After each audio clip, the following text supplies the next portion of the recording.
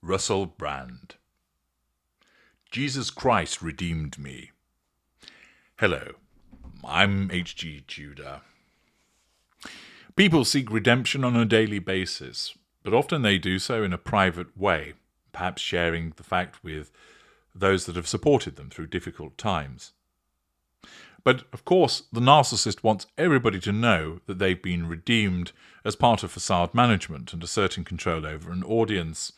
And it's no surprise to find that bearded guru narcissist Russell Brand, who has recently reinvented himself, is now telling us all about his redemption. I've analysed Brand in detail, and if you haven't watched the videos about that, I'd encourage you to do so to understand why I found him to be a narcissist. And therefore, having established that that's what he is by a careful scrutiny of the evidence, we are then able to examine his behaviours through the prism of his narcissism to unpick and unravel them.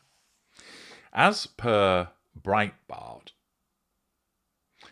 the article tells us actor, comedian and podcaster Russell Brand recently opened up about his conversion to Christianity, saying that he paid for sex until being redeemed by Jesus Christ.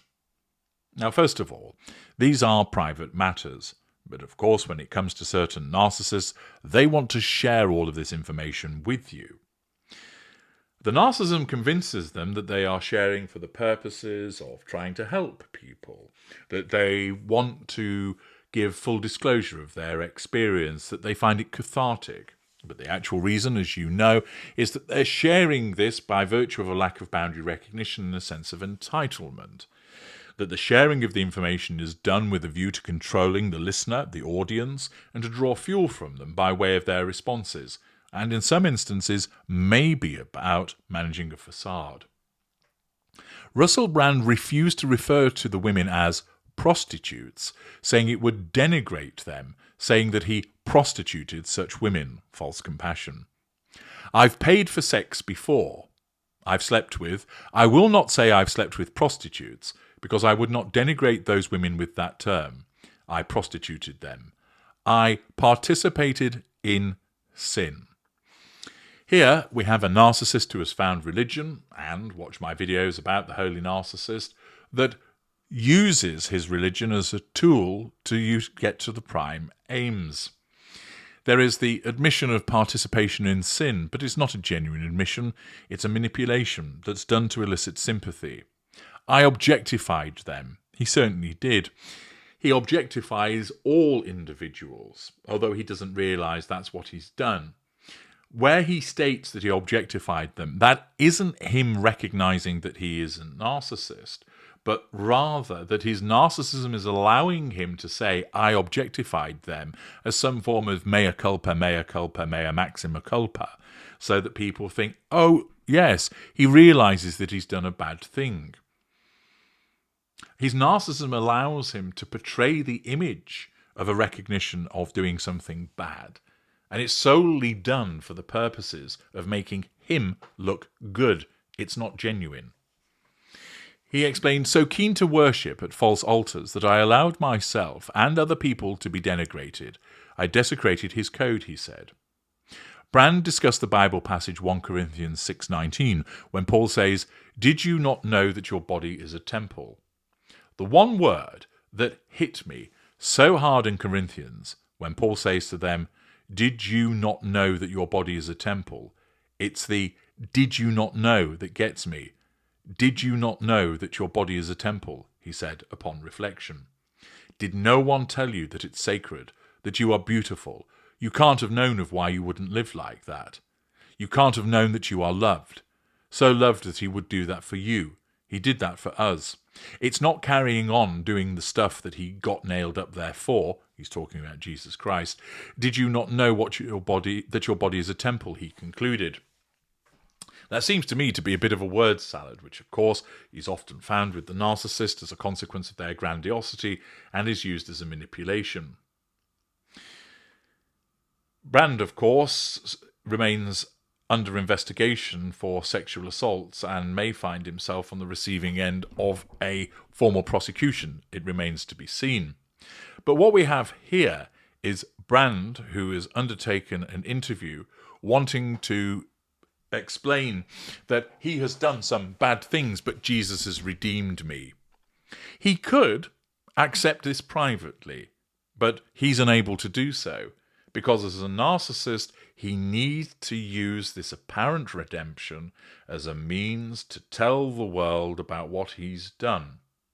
His narcissism tells him, you can tell everybody about this because it's good for them to know that you've achieved this redemption and it may help other people. But the real reason why he's doing it is to make him look good, but moreover, to control the listeners through making it seem as if he understands that he's done a bad thing and that he's received redemption, that he is a changed individual, and to garner fuel by way of their responses. The fact is that many narcissists use religion. They either become clergy and wield the power of an imaginary friend over other people for the purposes of the pursuit of the prime aims, or there are others in alternative religion that set themselves up as some kind of guru, often involved becoming the head of a cult. And then there are others who are the worshippers, who that find religion and use religion as a tool by which they control other people, by telling them how they ought to live and how they ought to conduct themselves, and utilizing their own redemption and salvation and their own rejection of sin as a means to seek an impressionable response from those that they deal with. Quite simply, religion is one of the biggest tools that narcissist utilizes, because what bigger power can there be than some deity that's been utilized by an individual to say, you must listen to me, you must applaud what I have done, you must agree with me, because otherwise you're going to a lake of fire, or you'll be struck down by holy lightning, or you will suffer some other form of damnation. You will not get into heaven. You will not get to those hallowed grounds. You will not seek salvation or redemption, for you deserve neither. By harnessing the power of the concept of a religion, the narcissist is able to pursue the prime aims with gusto and a particular energy. And we've seen it with Brand. An individual who's often exercised, an individual who's often energized. And here, he's now turned to religion. His narcissism, as the chameleon that he is, has been a period of time using alcohol and drugs and sex, and now his narcissism as a means of protecting him from the allegations, which is a nullification of threat to control, and to create a new audience which provides him with a living, has resulted in him getting religion. There are plenty of people that get religion for reasons which are genuine to them. But for the narcissist, it's once again an artifice, a device. It's harnessed by the narcissist, as ever, for their own purposes. And Russell Brand is no different. I'm H.G. Tudor. Thank you for listening.